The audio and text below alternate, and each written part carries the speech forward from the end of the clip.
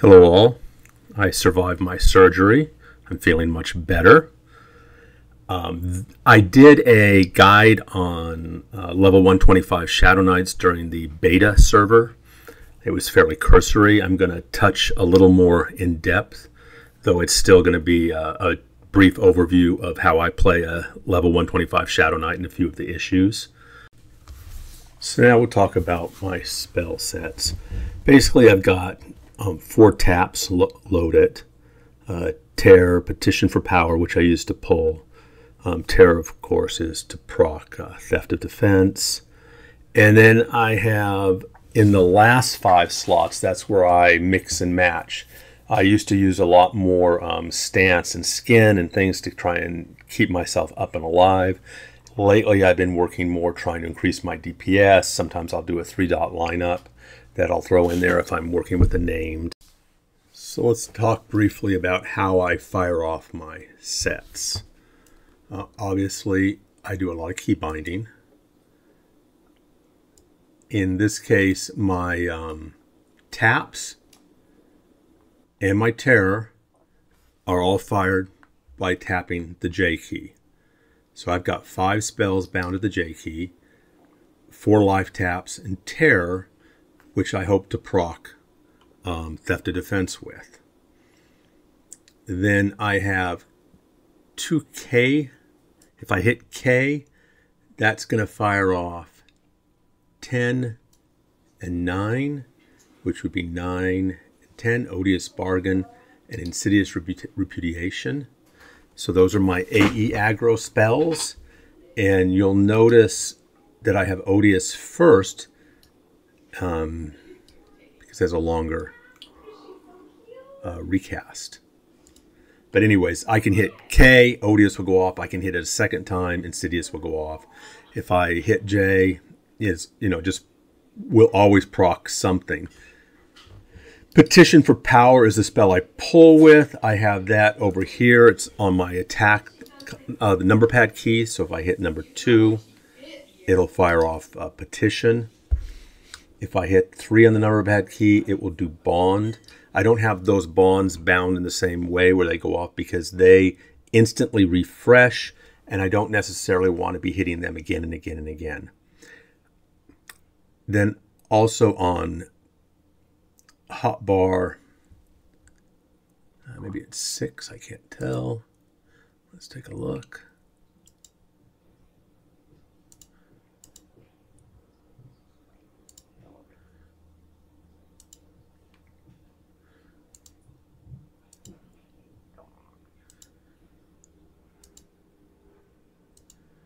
It's 2. Okay, so the second hotbar, everything is bound to the number pad asterisk key. Different classes will use a different number of these keys to instantly throw everything at it. It's similar to the J key, but more. But in this particular case, I don't need that many, so I stop it by putting a weapon here, an item. Once you hit item, it's not going to continue on. So all of these don't actually fire off when I hit the asterisk key. But my pet will attack. Gird, which is my synergy, will go off. Bite of Chaos will go off. And then these 3 spells, these 2 spells have a longer recast time. So I'll hit them, and I think this Chakra's Bite will go off, or Spear will go off. And they're down. So the next thing that will proc is Terror. You notice I have Terror here, and I have Terror in this line. In both cases, it refreshes very quickly. It fires very quickly. And when I say quickly, I mean it's an instant cast. So it's a nice spell to back up the earlier spells that all have longer recast time. For instance, Dire Rebuke has a recast of maybe it's 12.5 seconds. I don't remember exactly. But in this case, these 4 taps have recasts. And by the time you get to the 4th, there's going to be one refreshing, but usually you have time to get off a terror. always I like my tears because I like theft of defense. I put a lot of AAs into it, and it really does make a difference now that it's maxed. So that's how I cast most of my spells. You've shown my taps, my tears, my Petition for Power, which is my pull spell, Bond, Spear, the 2 AEs. Down here, I have to cast Chakra's Bite is over here, and then Skin and Unwavering Stance, I can just manually cast those because they're just buffs and they last a fairly long time. So now we'll talk about the defensive discs that a Shadowknight has. And I should say right now, as you see my charts, know that these are roughly, I didn't copy every number down exactly, and it'll vary depending upon your gear and how many AAs you have and whether you have rank 2 or rank 1 or rank 3. This is just to give you a brief idea of what these various disciplines do, or later the AAs or the spells. If I put down a number here, check it yourself. I'm just trying to give you an idea. But anyways, unlike a warrior who can have a disc running 100% of the time, a Shadowknight will have a disc up about 2/3 of the time. Maybe 10 out of every 15 minutes you could have a disc up theoretically. But more likely what it is you hit your disc when you notice your health going down. So it's more of a as needed basis, unlike the warrior who is going to have a disc up constantly. And the primary discs, I tend to cast them in a specific order every time because my desire in how to play a Shadowknight is to take the thought process out so that I can, it just happens. So I'll cast Carapace, and then Mantle, Corrupted Guardian, Spite of Miranella, and possibly Leech Curse Discipline. If I have Corrupted Guardian on, I usually click off the disc itself because you'll see that decreases your hit damage by 60%, and it decreases the chance of critical hit. But there's a buff it puts on you, which gives you the 3-minute life tap with increased proc rate. Even if you click off the discipline, that stays. So there's other ways to give yourself mitigation than taking a decreased hit damage. Now, if you're tanking a named and you're not there for the DPS, you're there to make sure you stay up, then maybe you don't click it off. Maybe you accept the reduced DPS in order to have that 36% additional mitigation.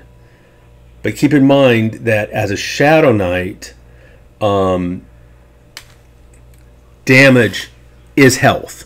The more damage you do, the more health you get back. So it's something to keep in mind. Spite, as I said, Leech Curse Discipline. And then you might pair Unholy Aura Discipline with Corrupted Guardian because you're going to have that 3-minute life tap with increased proc rate. Why not double it so you're getting 100%? Something to think about.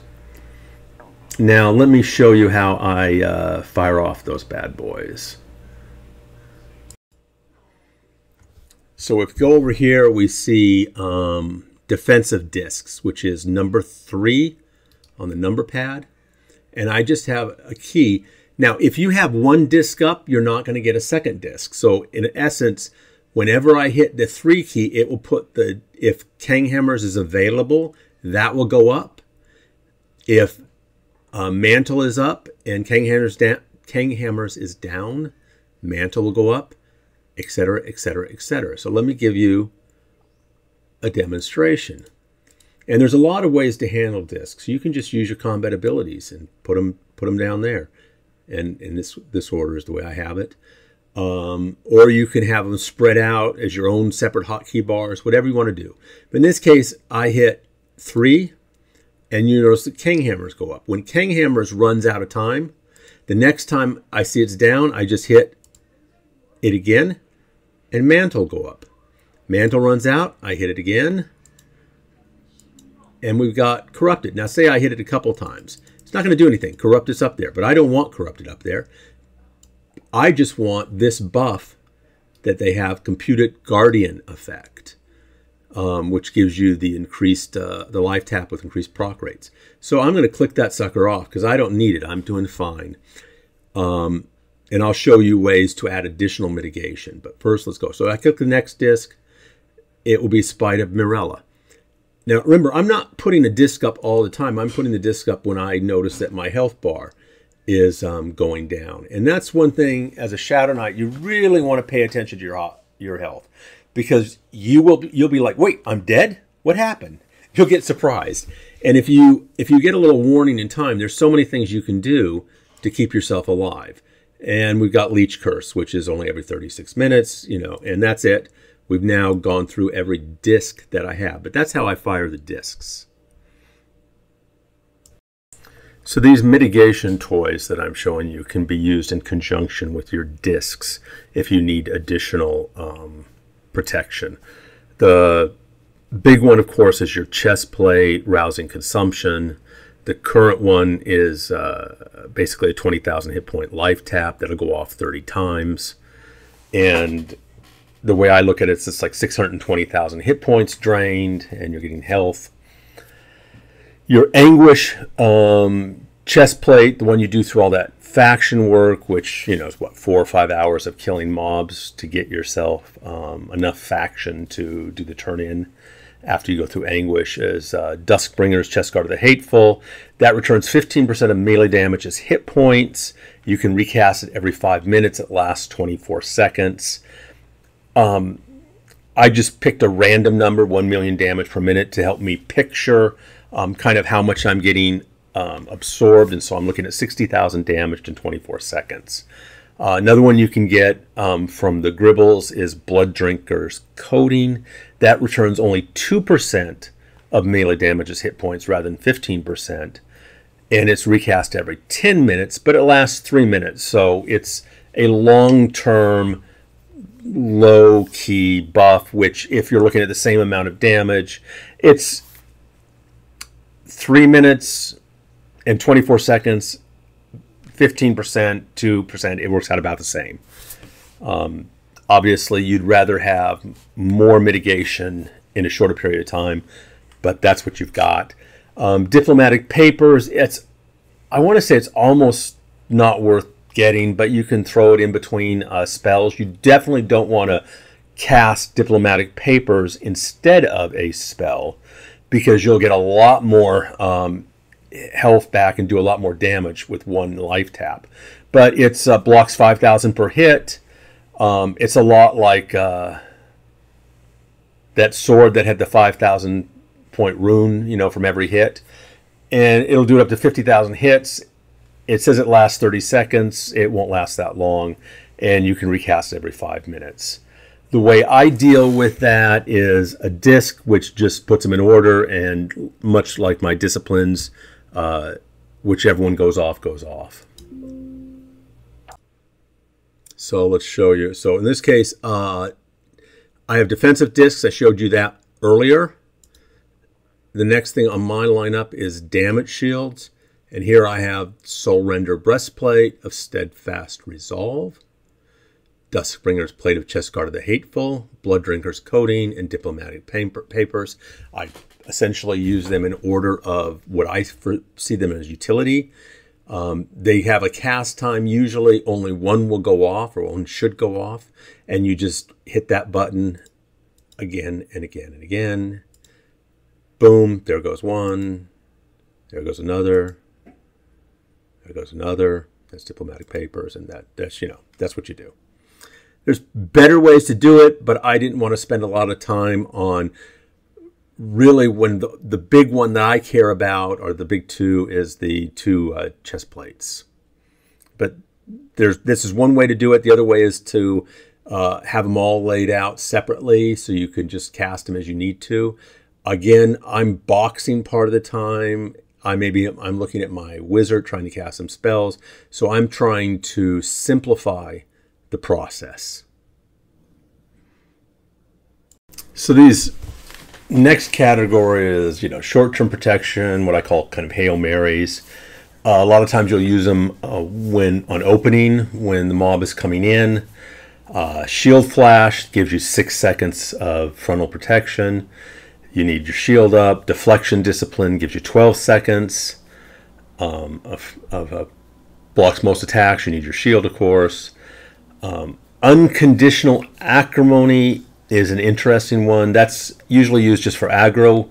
It basically means the mob is only going to focus on you. In fact, if you look over at your aggro meter, a lot of times it'll just show you at 100% and no other target will be on the there's nobody else will be on the thing.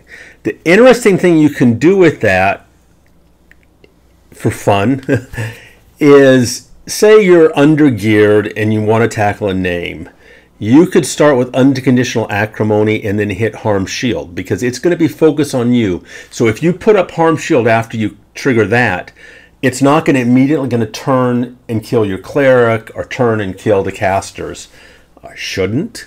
And I've done it that way and it seems to work. So essentially it's giving you 18 seconds, and because of reaction time it's going to be more like 16 seconds, because what you're going to do is as it triggers down, you're going to click off Harm Shield, because what will happen is Unconditional Acrimony will probably go down a second or two before Harm Shield goes down, because you cast that first and then you cast Harm Shield second. So you want to go up and click off the shield, and then you can click Shield Flash. Got 6 seconds, and you can flick Deflection Discipline, and you've got another 12 seconds. And if it's a named mob that you're really not geared up for yet, because we're not all raiders, then this is a way to essentially give yourself 36 seconds of tanking like a stud, while your group does as much damage as they possibly can. Other Hail Marys, Reaver's Bargains, as everybody's aware, I think they just nerfed it. I saw it as a nerf. It went from 1,500,000 points to 500,000. That's a nerf with a silver lining, because when it's only protecting you from 500,000 points, you're really going to never get you should never get the negative of going under 10% mana endurance, because it will it'll last about a minute against like blue mobs and less against unnamed. It'll be down, so it's not going to last 2.5 minutes. I can tell you that right now. And then Armor of Experience is great. I say it blocks a ton of melee damage. That's maybe an overstatement, but it's definitely worth having that in your list.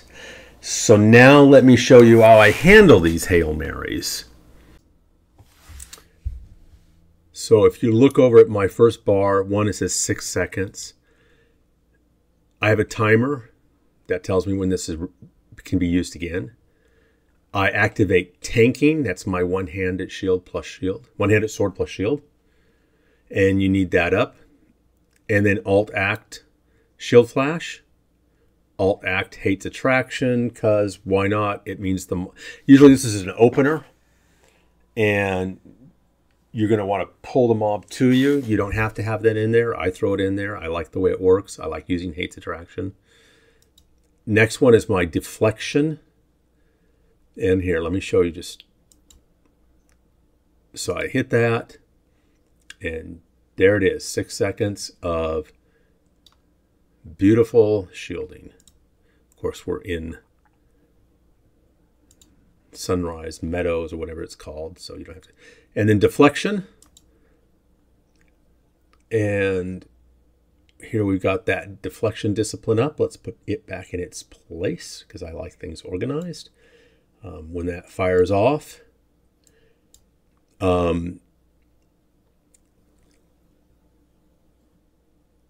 you also have Reaver's Bargain over here, Armor of Experience, and I mentioned Unconditional Acrimony. I have that way over here because that actually, I use it on my aggro line. I don't actually use the Unconditional Acrimony plus Harm Shield too darn often. It's a cool thing, but you don't really have a need for it so much, especially in grouping where I'm at now. I can handle most mobs in the group. So I'm going to briefly talk about Leech Sting and Mortal Coil. You know about this because This is level 125 Shadowknight.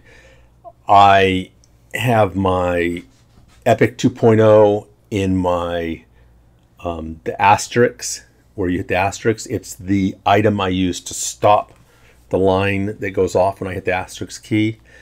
I want to basically hit it on cooldown. I want it up as often as possible, but really what I want it up is when I start the action, because that's going to give me Leech Sting up there. I'm going to be doing a lot of major damage, which will cause me to get health return. 50% of my melee damage becomes hit points.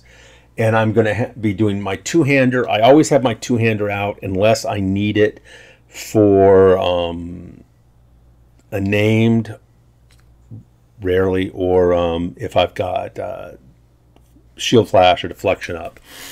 Otherwise, I want to get that Lich Sting going, and then hopefully if I'm killing blue mobs, I'll get Mortal Coil to pop, and then I'm rocking and rolling. So let's talk synergy. Usually, I really push getting synergy done on a character because there's a lot of wonderful benefits that come from it. On the Shadowknight, I'm torn. I did finish up my synergy. I'm glad I did, but the synergy in this case is a 6-second, 24,000 all damage type group rune. Normally, your group isn't getting hit. But if you're in a situation where there's spell damage taking, some sort of area effect going on, then it's really nice to have. It's just there's a lot of good things you can spend your AAs on as a Shadowknight, and the maximum is something like 82,000. I'm in the high 60s now, and it's still a long ways to go. And you've got to make some compromises on what you're going to do. On the other hand, Gird is really sweet. It's not nearly as expensive. You want to max Gird up. Where it says 2 blows, it's actually, when you've gotten all of the focus done for that, it's going to be 11 blows. And it's going to last 42 seconds. So it says last 12 seconds. Well, when you've got your AA work done, it'll last 42 seconds. And instead of 2 blows, it'll be 11 blows. And what I'm finding in the group game is that I pretty much have this up 100% of the time. It will run through those 11 blows and the 100,000 hit points in maybe less than 30 seconds, 25 seconds, something like that. And so, about around 15, 16 second mark, you'll recast Gird and you've got it up again. Definitely worth spending the AAs to max your Gird focus. Knight Synergy is a decision you'll have to make. Obviously, you want to max it. There are just so many things to spend AAs on. I also mentioned Cascading Theft of Defense. That has nothing to do with synergy, but this seemed like a good place to work it in. I really like that. That's another rune that goes up, and it's really useful. You can even use your Elder Beads, if you've got those, to pre-proc Cascading Theft of Defense. It's really the reason I use a Terror. It's not for the hate, it's to get this procced. And then you have Cascading Theft of Life. You don't have to think about that. Just know that when you're using your life taps and your spears, it does go off when you put the points in there. Touch of Mortimus procs a minor hit point buff. Again, that's a thing you can pre-proc if you want. You're casting anyways, you don't have to think about that. But that's Shadowknight Synergy and some of the kind of related ideas that come along here. Let me move on. So I was going to touch on some of the healing abilities that a Shadowknight has. And when I said that, I mean the other abilities. There's Thought Leech, Leech Touch, Purity of Death, and Reflexive Resentment. So I've got all those up and I use them and they're very helpful. The reality, though, is Shadowknights are just healing machines because they are tapping, life tapping, and they heal. You can out-heal clerics. It's incredible. And I worry that one of the days Daybreak will tinker with how we function because it's what makes us a Shadowknight. So let's start to talk about aggro. First, I'm going to hit our alternate abilities. These are AE aggro alternate abilities, and they're almost class defining. It's why Shadowknights can just absolutely handle groups of mob better than any other tank class. The first is Explosion of Hatred, and the second is Explosion of Spite. Hatred, you'll target a mob, and then an AE around 50 feet around that mob will all get intense aggro. Explosion of Spite is a PBAE, point blank AE around yourself. For practical purposes, they're very similar. We do have a third AE aggro ability. I treat that with caution. I don't have that used quite the same way. And that's because it's a 20-foot wide, 200-foot long cone. Now, it doesn't go through walls, but it's almost a pull tool. It has the same range, and it's probably extended, but to 250-something feet, 254 feet. It's going to have the same range as Petition for Power, which you're pulling with. The only thing is it's going to pull everything in that cone. There's a use for it. You just want to be aware of it. Now, if you try and aggro through walls, it doesn't do that. That's a plus and a minus. Sometimes you want to aggro through walls. So now let me show you how I handle these in my setup. So we're moving down to the next bar over here. In this case, it's my burns and aggros. So Veil of Darkness is a single target aggro ability. It's pretty nice. It's 90,000 hit points when maxed. I think on my chart I say 50,000, but I've maxed it since then. And reduces the accuracy of the mob by 75% for 54 seconds. Fabulous ability. I'm just mentioning it because it happens to be there.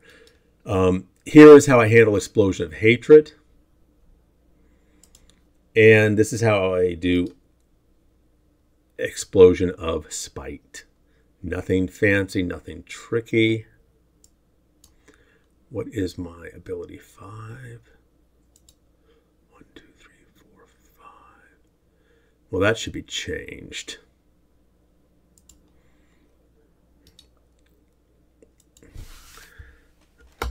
No reason. Taunt is always questionable when you want to use it.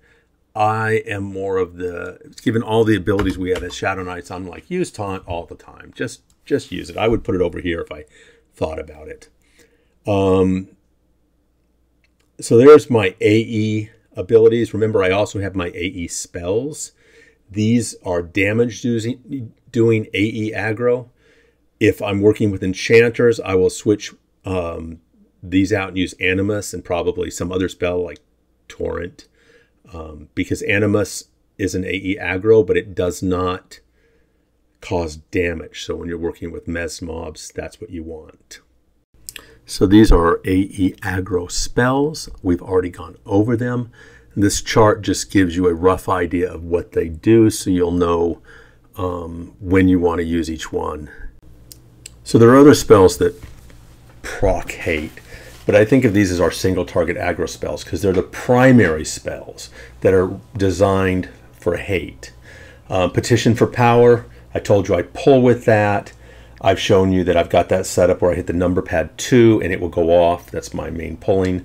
And then Terror of Tarantus gives you a hate override. It's a great spell in terms of hate. But what I really like about it is it's got like a 28% chance of proccing Theft of Defense. And Theft of Defense is a wonderful spell for making us much more tanky and help.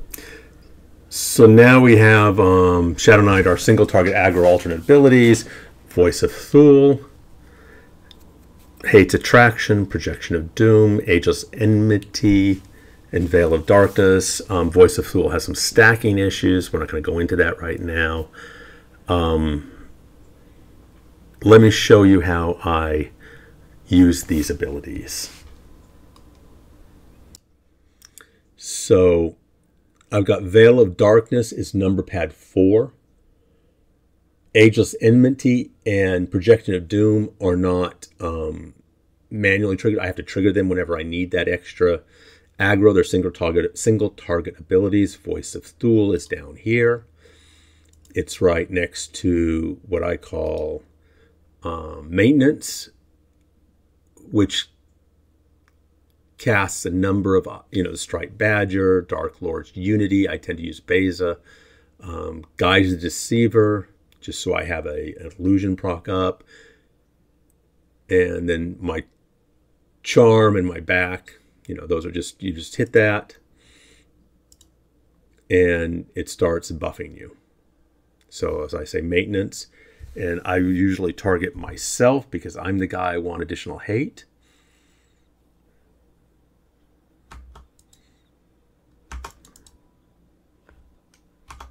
And being casting Voice of Thule, Phil's, there you go. And don't I look cooler now?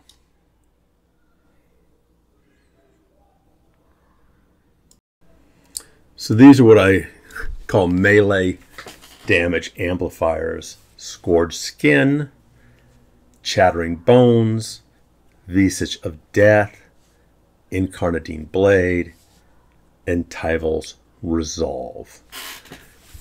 And I will show you how I use my melee damage amplifier. So we come over here and it says Spell Burn and Melee Burn, and I have Harm Touch Plus. So we're going to look at Melee Burn first because we're looking at what I call melee damage amplifiers. To an extent, they're just damage amplifiers. Scourged Skin, I have my Epic Click, which may already be down. If I have chosen to leave it that way, I've got it up a lot. Visage of Death. Visage of Death helps melee. Visage of Decay helps spell. You can use them both because they're on separate timers, but you can't use them both at the same time. So it's a staggered decision. Tyval's Resolve and Disc Incarnadine Blade. So that is how I fire off those. You can hit it as often you want. You don't have to save it. So now we've got Spire of the Reavers that refreshes every 7.5 minutes. Visage of Decay. Gift of the Quick Spear. I've got Spear loaded. Circle of Power. If you've got it, that'll be another 4% crit damage. You want to cast these fairly often. You don't want to just save them forever, like a named or something. On the hand, you want them up and ready when you need them. It's just because, again, as I box, and this is my approach, I will show you how I got it set up, but you can definitely come up with a different way of handling it. So in this case, Spell Burn, Chattering Bones, Spire, Visage of Decay, Quick Spear, and Rage of Rolfrin, which is my Circle of Power item up here, right here.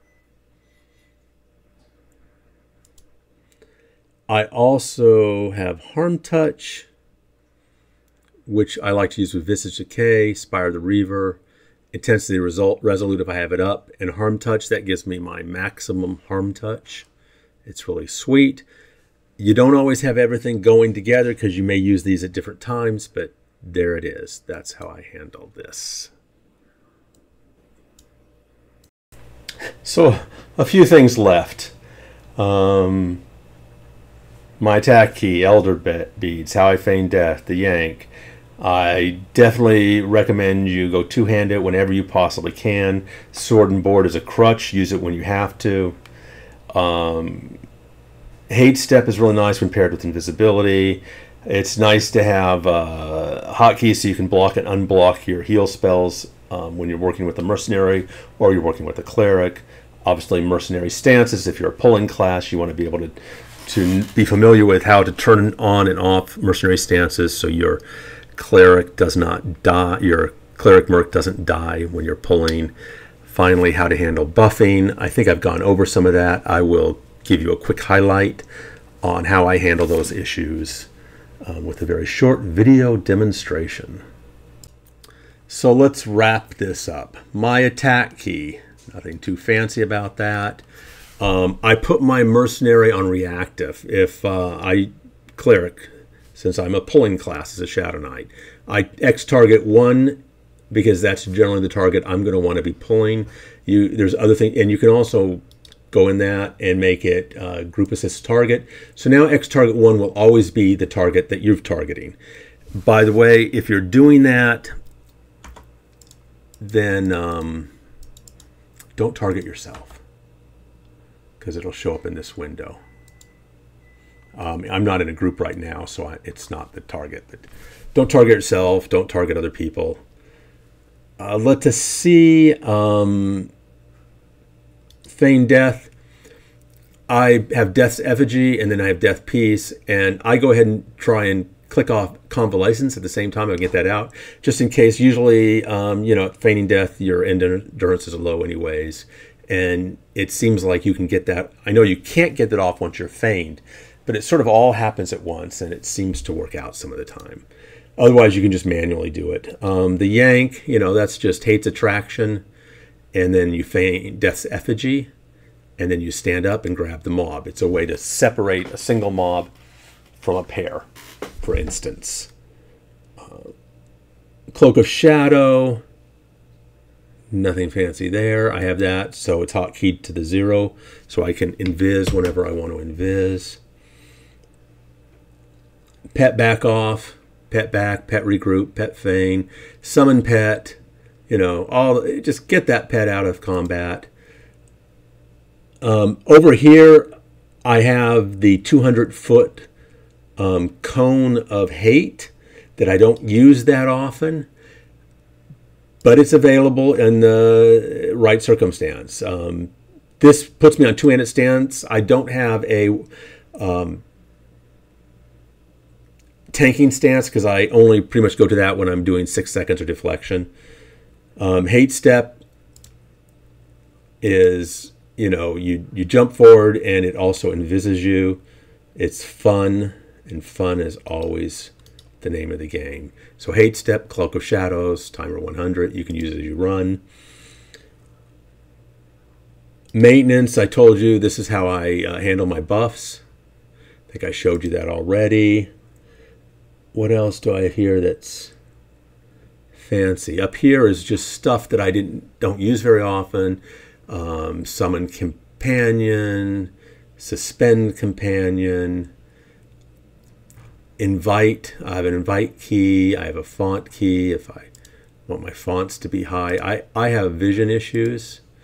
Not only did I have surgery, I was essentially blind in my right eye because I had scar tissue that had built up there, and they removed it. I can see 20/20 out of that eye now. It was a miracle.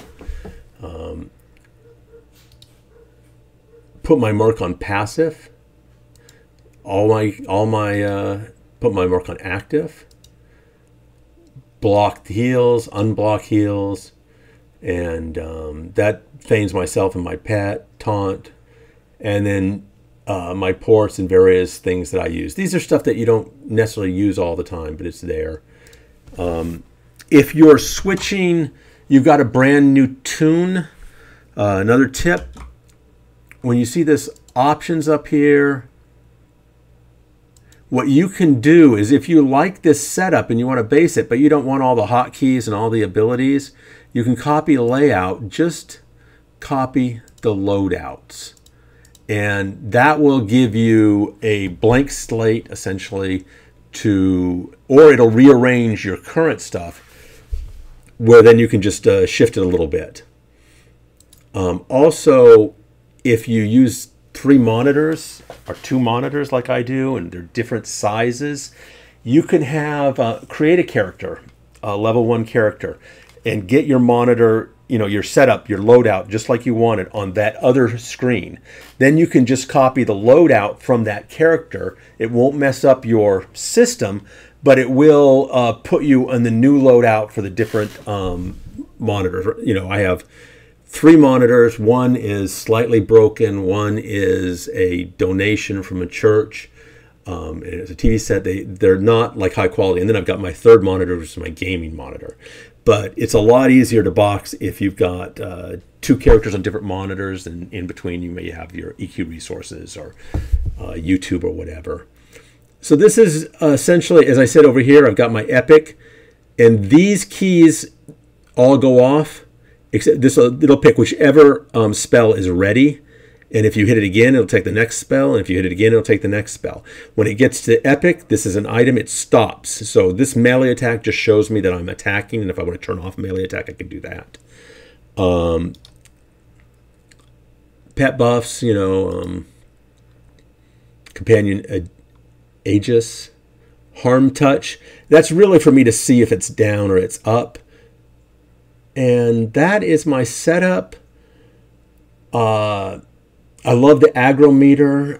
As a Shadowknight, you're always trying to be #1 on that. But if you notice a warrior is coming up, then just start hitting some aggro keys and push him on down. Or if you've got a warrior who you're grouping with, he's a cool guy, he's a friend, you know, you're doing stuff, but you notice that the enchanter pet is #2 on the aggro meter, which seems to happen every now and then. I'm not quite sure why the enchanter pet draws so much aggro. I asked, he says he's not on taunt. There's my setup. It gives you a little idea of how I play a Shadowknight. It's long, and I'm not sure you necessarily learned a lot, but that's what I have. You guys take care, okay?